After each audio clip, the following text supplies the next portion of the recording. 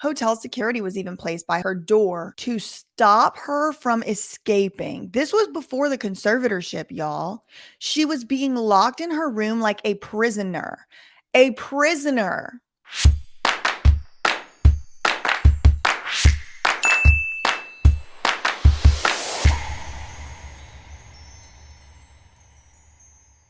Hello, everybody. How are you doing on this fine, whatever day I'm going to air this? Today's Thursday that I'm recording it, but I already have a video coming out today. So I don't know what day you will actually be seeing this, but I wanted to stop by and make a really quick video about some alarming allegations that have been made by Britney Spears' alleged former makeup artist. These allegations come from an article that was posted by the Mirror UK, but let's just get into it together. The title is Britney Spears' Pal Says Crazy Fame Left Bubbly Star Crying and Feeling Trapped.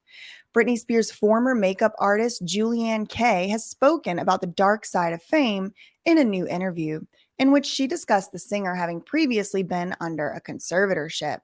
From a marriage ban to not being allowed her own credit cards and even forced on birth control, Britney Spears has had her life mapped out by others for almost 14 years. The extraordinary restrictions placed on her life only came to an end last year as the conservatorship put in place by a U.S. judge was terminated. For Julianne that's the makeup artist, it marked the end of a traumatic chapter in her friend's life, and one far removed from the bubbly, fresh-faced girl she knew long before the dark side of fame took hold. The Hollywood makeup artist was only 23 years old when she took on the job of a lifetime, accompanying Britney on tours around the world from Europe to Asia. So here is their picture together. Julianne was previously a stylist for Britney. She struck up a close, almost sisterly friendship and saw the huge pressure Britney was under after bursting onto the scene with Baby One More Time in 1998. Long before Britney's breakdown, in which she shaved her head and lost custody of her children, the cracks were showing as she struggled in the spotlight. Julianne recalls vividly a trip to London where her car was mobbed by fans and paparazzi as the two women attempted to head out from their hotel. She just started crying and she was like, "Oh my God, what is going on? I just want to go shopping," Julianne says.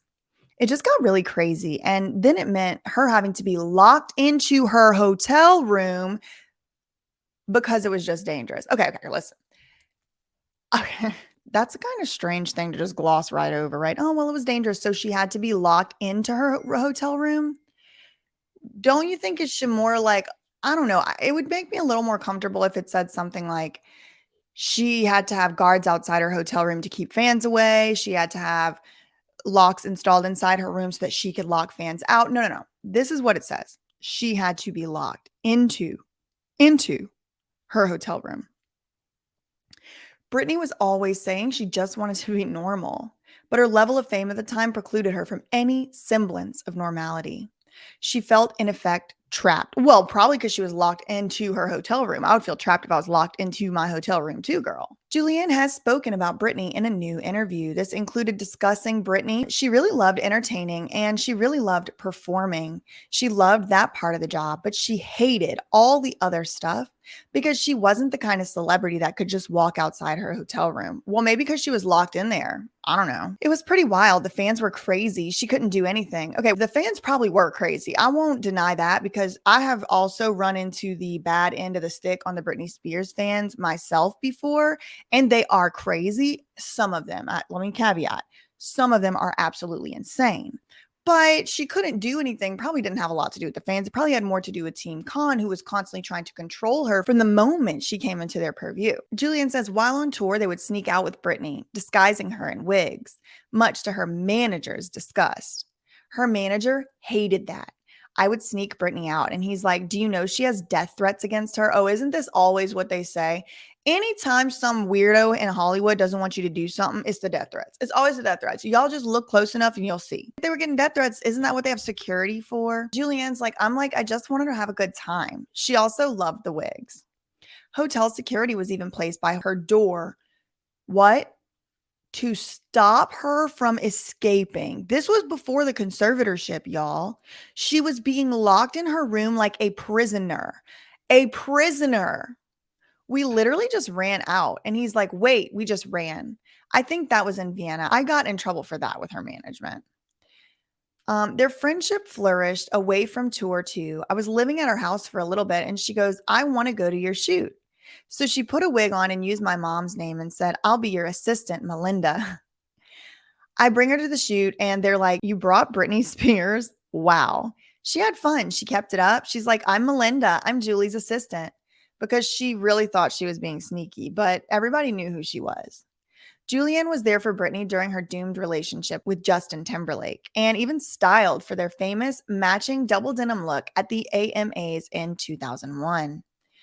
The pair started dating in 1999 before it ended 3 years later amid reports that Britney cheated on Justin with a photographer named Wade Robson. Things got uglier when Justin released his Cry Me a River video, which features him getting revenge on a woman who has been unfaithful, and that woman looked like Britney. She was very, very, very upset, very hurt, said the makeup artist. I think the way he handled it was wrong because she was very hurt. It was his way of telling the world his side of the story, which isn't fair because there are two sides to every story. Britney was also jealous after Justin was pictured with Nicole Appleton from girl group All Saints. I knew they had some issues. She had her questions about who he was with because stuff would be out in the press. So he'd be out with some girl from All Saints and she'd get very jealous. Julianne watched in horror as the singer's life started to spiral out of control. They're still going with this narrative. As her mental health deteriorated. Well, probably because she was being locked in rooms and unable to go out and do things like a normal person. Like, no one ever thinks of that. Britney began behaving erratically. Oh, they're still going with this bullshit. In 2007, after divorcing Kevin Federline and losing custody of their 2 children, she made headlines for shaving her head and hitting a photographer's car with an umbrella. I'm going to do a video about this photographer because he's also gotten into it with Kanye West. Remember when he wasn't paparazzi at all, no smiling? He told him, don't talk to me. One photographer or videographer, actually, he found out the hard way. His name is Daniel Ramos. He talked to Kanye West coming out of LAX and basically caught a severe case of the beats. He kind of like took the camera from him and kind of put him into a little headlock. Now, this guy acted like he just got a mother Plies belly to belly slam and he just did a fucking belly flop like Michael Phelps. He acted like he was just knocked out. Pretty much what happened is that they went to court. Kanye West pleaded no contest. He had to get some a counseling and also anger management. But then there was a civil case that was brought against Kanye West by Daniel Ramos, and he was represented by, looky here, he was represented by Gloria Allred. What ended up happening, as you can imagine, is that Kanye West paid out a settlement. Now, if you guys remember the video, and there's a link in the description, Kanye West told the dude, he said, listen, I told you not to talk to me. Now I'm gonna have to whip your ass, and then I'm gonna have to pay you $250,000. They met face to face, shook hands, and I'm not shaking hands with nobody I gotta pay. If I gotta pay you in a lawsuit, even if I whipped your ass, I'm not smiling with that. So it seems like he's the photographer that the Team Cons of the world hired to go antagonize celebrities and then elicit a response from them. And then when they get the response, they have the pictures, they have the whatever, and now you're in a 5150. In 2008, the conservatorship was set up. Yep, set up indeed. Looking back at this period, Julianne was aghast that the star was still working. She had her well-publicized breakdown, and when I saw her on X Factor or whatever show she was doing, it was like the lights were on, but nobody was home. I was like, that's not Britney. I thought if somebody just had a complete breakdown, why are they going back to work? She didn't look like herself ever again. I am friends with people who have worked with Britney throughout the conservatorship, and the stories I've heard are crazy. She couldn't have coffee. They would bug her room. Julianne says she's delighted that Britney has her freedom back, which that's questionable, and hopes the newly married star finds peace. She looks back fondly on her time working with Britney, which led to her working with stars including Beyonce, Emma Thompson, Mariah Carey, and Kate Hudson. And I think Kate Hudson is another TriStar client, Lou Taylor's business management firm.